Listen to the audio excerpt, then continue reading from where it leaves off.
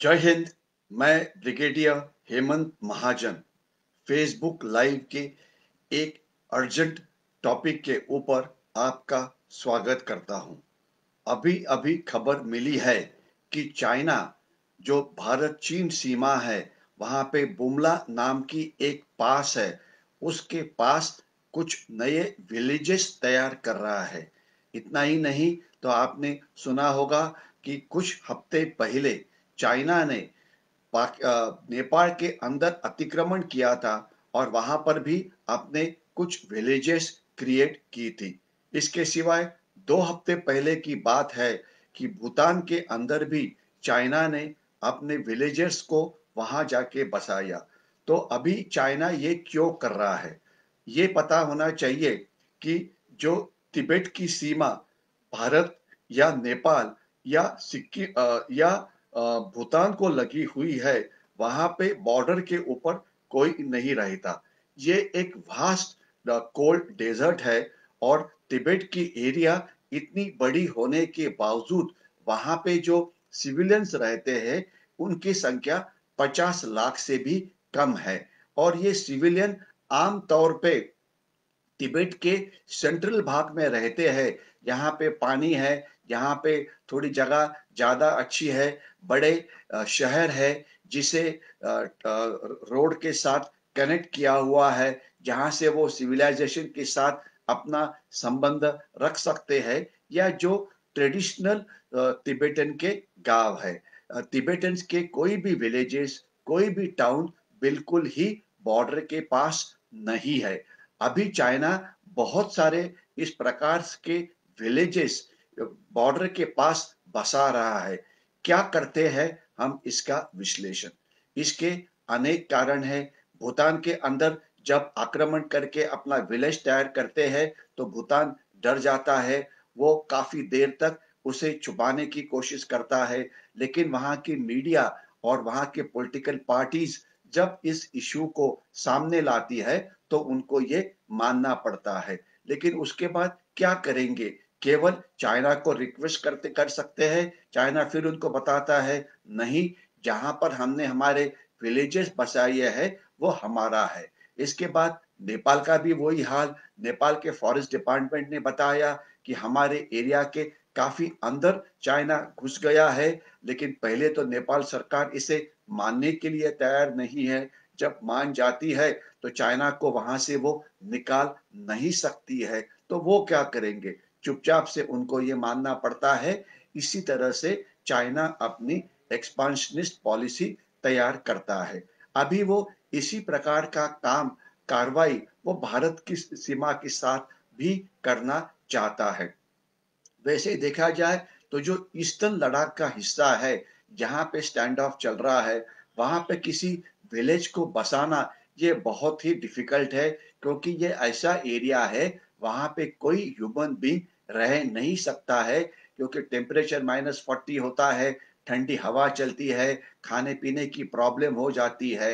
लेकिन जो इलाका अरुणाचल प्रदेश के सामने है, वहां पे हाइट्स कंपैरेटिवली कम है, वहां पे टेम्परेचर कंपैरेटिवली मोर वार्मर है, तो वहां पे बसाना ये ज्यादा आसान है। तो अभी की जो खबर आ रही है कि बुमला पास से 5 किलोमीटर के अंतर के ऊपर चाइना ने अपनी विलेजेस तैयार की है, और इस विलेजेस के अंदर इलेक्ट्रिसिटी है, उसके साथ इंटरनेट अवेलेबल है। यानी कि जो एम्यूनिटी, जो सोई सुविधा किसी बड़े शहर में मिल सकती है वो उन्हें दी हुई है। और यहाँ पे जो लोग रह रहे हैं, या तो वो हन चाइनीज है, यानी कि हन चाइना, ये चाइना के मुख्य रहवासी है, और चाइना की जो पॉपुलेशन है उससे 90% लोक संख्या ये हन चाइनीज की है। और 10% लोक संख्या जो है वो माइनॉरिटीज की है, जिसमें तिब्बतन्स है, जिसमें उइगर मुस्लिम्स है, जिसमें मंगोलियंस है, और जिसमें और काफी माइनॉरिटीज है।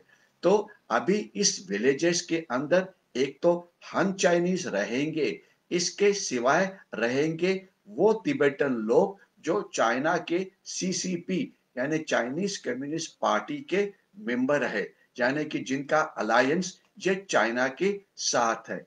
इसका उद्देश्य क्या है? इसका उद्देश्य ये है कि पहले बताना कि ये जहाँ पे वो रह रहे हैं ये हमारा है। इसके बाद वो जो अपने एनिमल्स होते हैं, याक्स है या और एनिमल्स है, उनको वो ग्रेजिंग के लिए हमारे एरिया में छोड़ेंगे। उसके बाद बोलेंगे जहाँ जहाँ ये एनिमल्स ग्रेजिंग के लिए जाते हैं, ये एरिया पूरा हिस्टोरिकली हमारा है। यानी कि जो जनरल रावत इन्होंने काफी देर पहले एक शब्द इस्तेमाल किया था, सलामी स्लाइसिंग।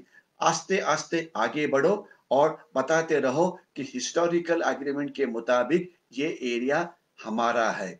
तो अभी ये एक धोखेदायक बात है और इसी प्रकार की कार्रवाई चाइना आज साउथ चाइना समुद्र के अंदर भी कर रहा है, जहां पे समुद्र के अंदर जो रॉक्स होते हैं या जो खड़क होते हैं, वहां पे मिट्टी डाल के, वहां पे कंक्रीट डाल पे, वहां पे वो आर्टिफिशियल आइलैंड्स को तैयार कर रहा है, जिससे वो अपना जो एरिया है एक्सक्लूसिव इकोनॉमिक जोन का, वो आगे आगे बढ़ा रहा है। और वो जो एरिया फिलीपींस का है, जो एरिया वियतनाम का है, जो एरिया जापान का है, वो बोलता है ये भी एरिया हमारा है। तो ये सलामी स्लाइसिंग की टैक्टिक्स चाइना साउथ चाइना समुद्र में तो कर ही रहा है। इसके सिवाय अभी उसने भारत चीन सीमा के ऊपर भी ये करनी शुरू कर दी है। तो सवाल यह है कि इसके लिए हमारा देश यानी कि भारत क्या कर सकता है? जब भूटान या नेपाल में इंक्रोचमेंट होता है तो हमारा एक काम है कि भूटान की गवर्नमेंट और नेपाल की गवर्नमेंट ने इंटरनेशनल लेवल के ऊपर यूनाइटेड नेशंस के अंदर अपना प्रोटेस्ट जरूर लॉन्च करना चाहिए कि हमारे एरिया में इंक्रोचमेंट हुई। इतना ही नहीं तो आज चाइना का जो दुश्मन है, सबसे बड़ा दुश्मन और जो सबसे पावरफुल, वो है यूनाइटेड स्टेट्स। तो अभी कुछ देशों ने जिन्हें चाइना तंग कर रहा है, उन्होंने यूएसए की मदद लेनी शुरू कर दी है। फॉर एग्जाम्पल वियतनाम को चाइना तंग कर रहा था, तो वियतनाम ने अपना जो पारंपरिक एनिमी यूएसए था उनके साथ दोस्ती कर ली है और अभी चाइना की आक्रामकता कम हो गई है। इसी प्रकार से ताइवान ने भी यूएसए के साथ मैत्री कर ली है, तो अभी चाइना की हिम्मत नहीं है कि वो ताइवान के ऊपर हमला करे। तो इसीलिए भूटान को और नेपाल को भी इसी तरह से अमेरिका की मदद लेने की हमने एडवाइस एक देनी चाहिए। दूसरी बात, जब तक हमारे एरिया का सवाल है तो उसके ऊपर तो नजर हमें ही रखनी पड़ेगी। अभी ये नजर किस प्रकार से रखी जाती है, इसके कुछ तरीके हैं। एक तो सैटेलाइट की मदद से। अभी हमने यूएसए के साथ एग्रीमेंट किया है, तो हमें लेटेस्ट सैटेलाइट फोटोग्राफ मिल रहे हैं, क्योंकि हमारे देश के पास इतने सैटेलाइट्स नहीं है कि जो पूरी इंडो चाइना सीमा या हमारा जो समुद्री सीमा है इसके ऊपर नजर रखे। उसके लिए हमें शायद 20 से 25 सैटेलाइट लगेंगे और अभी हमारे देश के पास सीमा की तरफ देखने के लिए शायद एक या दो ही सैटेलाइट है। और आगे आने वाले दिनों में तो खैर हम ज्यादा सैटेलाइट लॉन्च करेंगे, लेकिन उसमें कीमत का भाग होता है और दूसरा उसके लिए समय लगता है। तब तक हमें यूएसए सैटेलाइट की मदद लेनी पड़ेगी। इसके सिवाय हमारा जो चाइना के साथ बॉर्डर 3,500 किलोमीटर है, आधे समय यहाँ पे बर्फ होती है, तो वहां पे फिजिकली जाके उसके ऊपर नजर रखना ये इम्पॉसिबल है। तो वहां पे हमने हमारे जो यूएवीज यानी कि अनआर्म्ड एरियल व्हीकल्स है, जिसे हम ड्रोन्स भी बोलते हैं, उसकी मदद से हमने वहां पे पेट्रोलिंग करनी चाहिए, फोटोग्राफी करनी चाहिए, ताकि अगर चाइना यहाँ पे कोई भी इंक्रोचमेंट करता है तो हम उसे तुरंत डिटेक्ट कर सकते हैं। तीसरा है फिजिकल ऑक्यूपेशन। अभी देखिए जो भारत चीन सीमा है इसे एलएसी यानी कि लाइन ऑफ एक्चुअल कंट्रोल बोला जाता है, जो एलओसी जो भारत पाकिस्तान सीमा है इससे अलग है। भारत पाकिस्तान सीमा के ऊपर हमारी जो डिप्लॉयमेंट है, हमारी जो सेना की जो तैनाती है, ये काफी डेंस है। तो वहां पे एंक्रोचमेंट करना ये पाकिस्तान के लिए बिल्कुल इम्पॉसिबल है। इसी प्रकार की डेंस एम्प्लॉयमेंट की आज जरूरत पड़ेगी एलएसी के ऊपर। फॉर एग्जाम्पल अगर 15 साल कारगिल युद्ध के पहले की आप बात कर ले, यानी कि 1999 की बात करें, तो उसके पहले कारगिल और लेह के अंदर हमारी एक डिवीजन और एक ब्रिगेड थी। डिवीजन तकरीबन 20,000 लोग और ब्रिगेड तकरीबन 5,000। तो 25,000 सेना से हम लद्दाख की सीमा जो पाकिस्तान और चाइना के साथ लगी हुई है उसे गार्ड करते थे। लेकिन अभी जब 99 का कारगिल वॉर हुआ तो हमें कारगिल की ही रक्षा करने के लिए वहां पे पाकिस्तान की एंक्रोचमेंट ना हुए, इसलिए हमने वहां पे एक पूरा डिवीजन तैनात किया है, यानी कि 20,000 ट्रुप्स बढ़े हुए हैं। अभी जो चाइना के साथ स्टैंड ऑफ शुरू हुआ 5 मई के बाद, उसके बाद तो हमें हमारी सेना की ताकत और बढ़ानी पड़ेगी और ये माना जाता है कि कम से कम एक और डिवीजन, यानी कि 20,000 और ट्रुप्स और रणगाड़े, आर्मर्ड पर्सनल कैरियर्स, यूएवीज, तोपखाना, सर्वेलेंस एलिमेंट्स, रडार्स, ये सब हमें वहां पे तैनात करने पड़ेंगे और इनकी मेंटेनेंस के लिए जो हमारे रोड्स होते हैं वहां तक पहुंचाने पड़ेंगे। अभी जब लद्दाख में सेना को तैनात करना पड़ता है तो वहां पे केवल लेह एयरफील्ड के ऊपर ही आप लैंड हो सकते हैं और आपको पता है कि वहां बाय एयर आना काफी कॉस्टली होता है। तो लेह में बाय रोड आने के लिए हमने हमारे पास दो रोड है।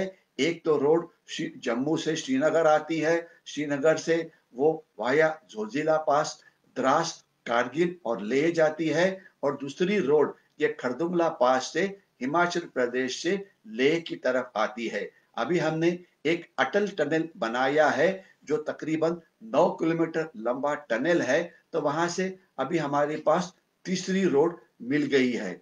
लेकिन अभी भी ये रोड ऑल वेदर नहीं है, यानी कि जब बर्फ गिरती है तो ये रोड बंद हो जाती है। तो इसलिए हमें टनलिंग और करके ऐसी रोड्स यहाँ पे बनानी पड़ेगी जिससे वो ऑल वेदर खुली रह जाए, जिससे कॉस्ट ऑफ मेंटेनेंस ये कम हो जाए। यानी कि हमारी सेना को जो अपना डिफेंस बजट है ये बढ़ाने के सिवाय और कोई चारा नहीं है, क्योंकि हाई एल्टीट्यूड में अगर हम सेना को तैनात करते हैं तो आपकी जो कॉस्ट होती है ये काफी ज्यादा होती है, तो ये हमें करना ही पड़ेगा। तो इसलिए डिफेंस बजट बढ़ाने के लिए सरकार के पास पैसा नहीं है। अगर सरकार डीजल के ऊपर एक्स्ट्रा एक्स्ट्रा टैक्स लगाती है या जीएसटी बढ़ाती है या लोगों को रिक्वेस्ट करती है कि जिसके पास पैसे है कृपया देश के आप देश प्रेमी नागरिक है तो टैक्स भरो, बिल्कुल गलतियां मतलब पैसे चुराने की कोशिश मत करो, तो ये हमने करना चाहिए। क्योंकि जब तक हर एक नागरिक ऑनेस्टली अपने टैक्सेस पे नहीं करता है तब तक हमारी जो बजट है, जो पैसा टैक्स के द्वारा सरकार के पास आता है वो बढ़ेगा नहीं, और जिससे हमारी डिफेंस बजट भी जो है वो बढ़ेंगी नहीं।